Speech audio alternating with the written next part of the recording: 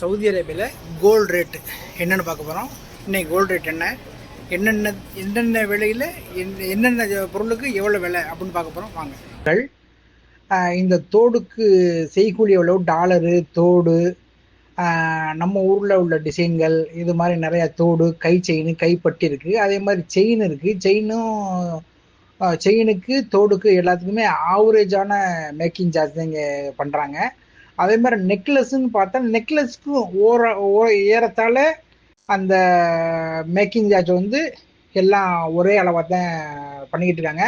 But design வந்து நெக்லஸில் வந்து நிறையா டிசைன் வச்சுருக்காங்க. இங்கே கல்ஃபை பொறுத்தளவில் நெக்லஸ்ஸு, மோதிரம், வளையல், இது வந்து நிறையா டிசைன்கள் வச்சுருக்காங்க. வளையலை பொறுத்தளவில் மேக்கிங் சார்ஜ் கண்டிப்பாக கூடுதலாக இருக்குது. வளையலுக்கு என்ன மேக்கிங் சார்ஜ்னா, வளையலுக்கு வந்து ஒரு 12% மேக்கிங் சார்ஜ் வாங்குறாங்க. இந்த வளையல 2 ஐட்டம் வச்சுருக்காங்க. ஒன்று வந்து துருக்கி மாடல், இன்னொன்று வந்து நம்ம இந்தியன் மாடல் வச்சுருக்காங்க. அப்புறம் நெக்லஸ்க்கு வந்தோம்னா, நெக்லஸ் இது வந்து துருக்கி நெக்லஸ். இந்த துருக்கி நெக்லஸ்க்கு அதே மாதிரி கொஞ்சம் ஹை ரேட்டாக தான் சொல்கிறாங்க.